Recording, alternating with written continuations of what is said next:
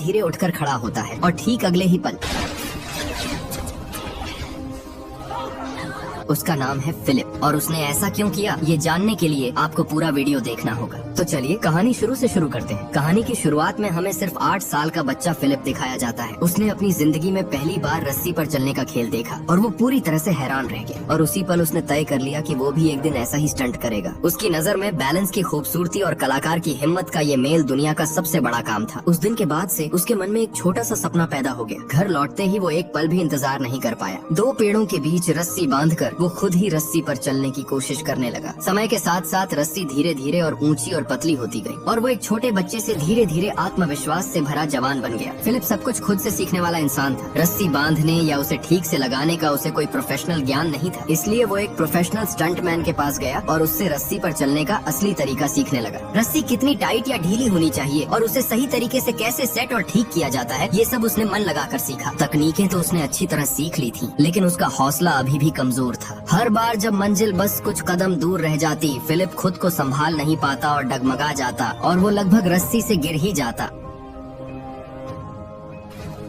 उस्ताद ने उसे सख्त चेतावनी दी थी कि रस्सी पर चलने वाले ज्यादातर लोग आखिरी 3 कदमों में ही जान गंवा देते हैं। इसलिए जब तक आदमी रस्सी पर होता है, एक पल के लिए भी लापरवाह नहीं होना चाहिए, यहाँ तक कि आखिरी कदम भी नहीं। फिलिप का हौसला बढ़ाने के लिए उस्ताद ने उसे एक बार असली मंच पर परफॉर्म करने का मौका दिया। शुरुआत तो ठीक ठाक रही, लेकिन जैसे ही फिलिप रस्सी के बीच में पहुँचा, तभी पार्क में चारों तरफ शोर, दर्शकों की हंसी और मजाक, सब मिलकर उसका मन एक पल में डगमगा गया। पैरों के नीचे का संतुलन धीरे धीरे बिगड़ने लगा।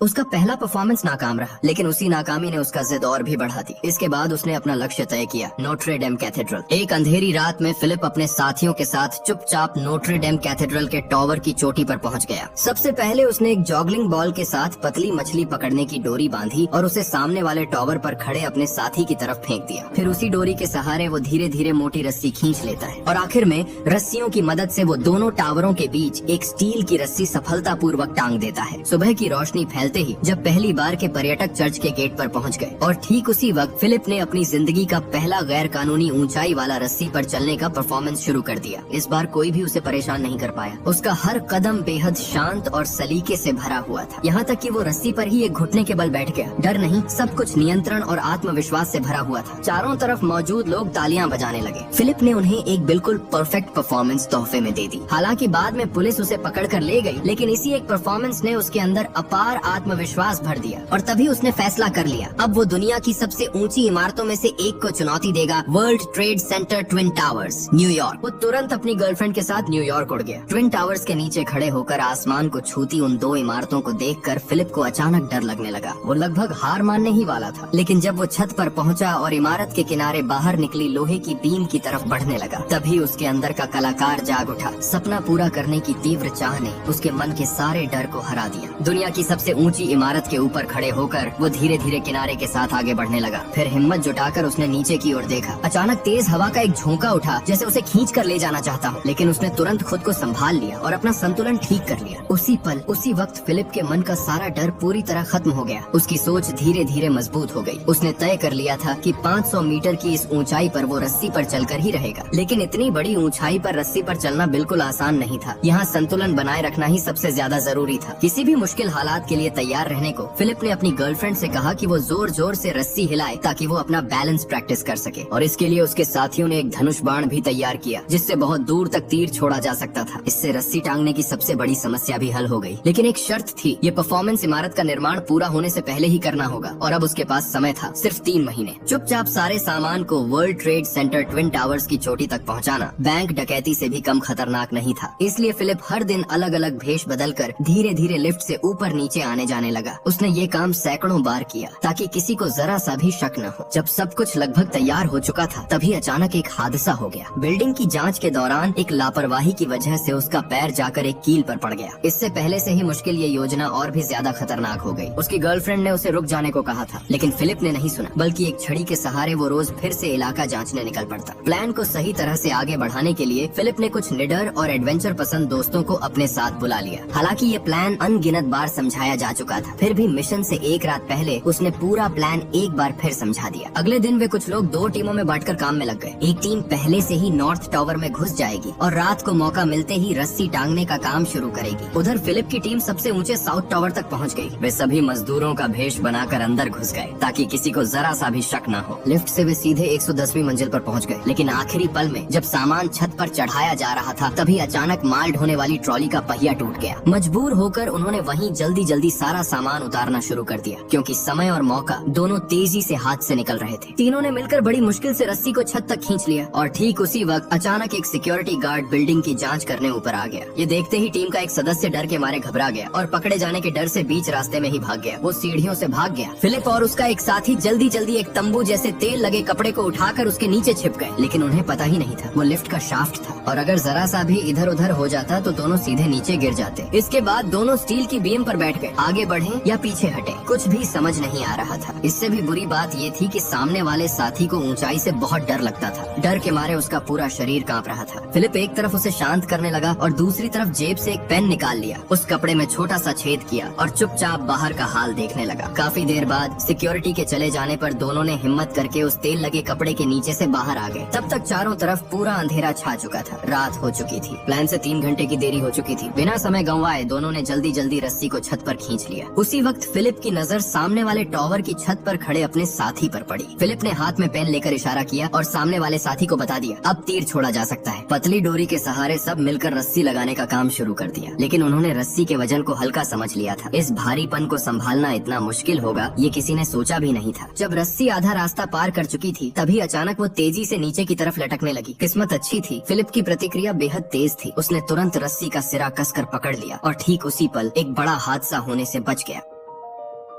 पूरी रात लगातार मेहनत करने के बाद आखिरकार वे सुबह होने से पहले सारी तैयारी पूरी कर पाए। उस वक्त फिलिप का शरीर और मन दोनों ही पूरी तरह थक चुके थे। फिर भी सुबह की पहली किरण सामने रखकर उसने अपने सपने की ओर पहला कदम बढ़ा दिया। एक पागल सा आदमी आसमान के सीने पर चल रहा है। नीचे पूरे 500 मीटर की खाली जगह। उसके शरीर पर कोई सुरक्षा नहीं है। बस जरा सा भी संतुलन बिगड़ा तो उसका शरीर नीचे गिरकर पूरी तरह चकनाचूर हो जाएगा। लेकिन उसके मन में जरा सी भी डर नहीं है। उसका हर कदम शांत, मजबूत और बिल्कुल सटीक है। धीरे धीरे उसके चेहरे पर अटूट आत्मविश्वास से भरी एक मुस्कान उभर आती है। कुछ ही समय में फिलिप बड़ी आसानी से रस्सी के बिल्कुल बीच पहुंच जाता है। वहां पहुंचकर वह देखता है हाथ में पकड़ी हुई रॉड ठीक से लगी ही नहीं है, लेकिन सौभाग्य से इसका रस्सी की स्थिरता पर कोई असर नहीं पड़ा। नीचे खड़ी उसकी गर्लफ्रेंड यह देखकर बेहद उत्साहित हो उठती है। रास्ते से गुजर रहे लोगों को रुककर देखने का इशारा करते हुए फिलिप सफलतापूर्वक साउथ टावर से नॉर्थ टावर तक पहुंच जाता है। आखिरकार उसका सपना सच हो जाता है। लोग हैरानी से देखते रह जाते हैं ये आखिर मुमकिन कैसे है। लेकिन हैरानी की बात यह है कि फिलिप के चेहरे पर अब भी खुशी की कोई मुस्कान नहीं है। वह जिस तरफ से आया था उसी ओर वापस देखने लगता है और तभी वह ऐसा काम करता है जो पूरी दुनिया को सन्न कर देता है। वह दोबारा साउथ टावर की तरफ चलना शुरू कर देता है। लेकिन इस बार यह सिर्फ चलना नहीं है। जैसे ही वह रस्सी के बीच में पहुंचता है असल परफॉर्मेंस अब शुरू होती है। वह धीरे धीरे अपने कदम पीछे करता है, फिर रस्सी पर एक घुटने के बल बैठ जाता है। उसके जूतों के तलवे पर खून के निशान उभर आते हैं, लेकिन फिर भी उसके चेहरे पर दर्द या हिचकिचाहट की जरा सी भी झलक नहीं है। वह हाथ बढ़ाकर रस्सी को सलाम करता है और उसी के साथ पूरे शहर को भी सम्मान देता है। फिर वह दोबारा उठकर आगे बढ़ने लगता है। उसी वक्त 2 पुलिस वाले छत पर पहुंच जाते हैं। वे आते ही फिलिप के साथियों को अपने काबू में ले लेते हैं और पुलिस चिल्लाकर उसे वापस आने को कहता है, लेकिन फिलिप बस हल्की सी मुस्कान देता है और ठीक उसी पल ऐसा काम करता है जिसे देखकर पुलिस वाले भी डर के मारे हैरान रह जाते हैं। फिलिप उल्टी दिशा में और आगे बढ़ता जाता है। फिर वह नीचे की ओर देखता है जहाँ अनगिनत दर्शकों की भीड़ जमा है। रस्सी पर चलते समय नीचे देखना सबसे ज्यादा खतरनाक होता है, लेकिन वह सिर्फ देखता ही नहीं बल्कि नीचे की तरफ मुंह करके बैलेंस रॉड पर दोनों घुटनों के बल बैठ जाता है। इसी दौरान नॉर्थ टावर की तरफ भी बड़ी संख्या में पुलिस जमा होने लगती है, लेकिन फिलिप जरा सा भी विचलित नहीं होता, बल्कि सबकी आंखों के सामने वह हल्की सी छलांग लगाता है। फिर एक शानदार घुमाव लेकर दिशा बदलता है और दोबारा चलने लगता है। कुछ कदम आगे बढ़ने के बाद वह बैलेंस की छड़ी नीचे रख देता है। वह एक पैर से उस छड़ी को दबाकर पकड़ता है और फिर धीरे धीरे खड़ा हो जाता है। यह दृश्य देखकर पुलिस वाले एक बार फिर डर के मारे सांसें रोक लेते हैं और इसी बीच फिलिप का खेल लगभग अपने अंत की ओर पहुंच जाता है। वह हल्का सा झुककर बैठता है, फिर बिल्कुल रस्सी के ऊपर लेट जाता है।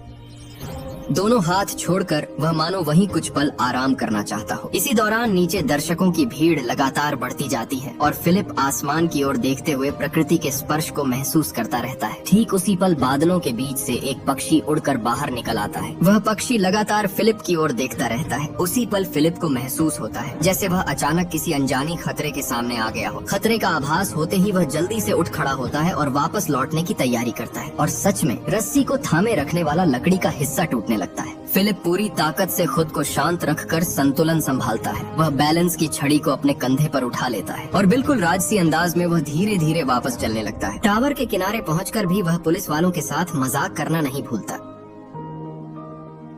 और ठीक वहीं फिलिप को गिरफ्तार कर लिया जाता है। लेकिन नीचे उतरते हुए पूरे रास्ते में वह किसी आम इंसान की तरह नहीं बल्कि एक सच्चे हीरो की तरह दिखाई देता है। हर कोई उसका स्वागत कर रहा था। चारों ओर तालियों और जयकारों की गूंज थी। लेकिन हकीकत यह है कि उसने शहर के सैकड़ों नियम कानून तोड़ दिए थे, इसलिए आखिरकार उसे सजा भुगतनी ही पड़ती है। लेकिन सजा देते समय जज एक अलग ही फैसला लेते हैं। वह फिलिप से कहते हैं कि वह पार्क में जाकर छोटे बच्चों के लिए रस्सी पर चलने का परफॉर्मेंस दिखाए। यहाँ तक कि पुलिस वाले भी उसे सम्मान देने लगते हैं और मीडिया वाले इस कारनामे की खबरें धड़ाधड़ छापने लगते हैं। यह फिल्म फिलिप पेटी के वास्तविक जीवन की घटना से प्रेरित है और इसमें कोई शक नहीं, यह मानव इतिहास की उन गिनी चुनी घटनाओं में से एक है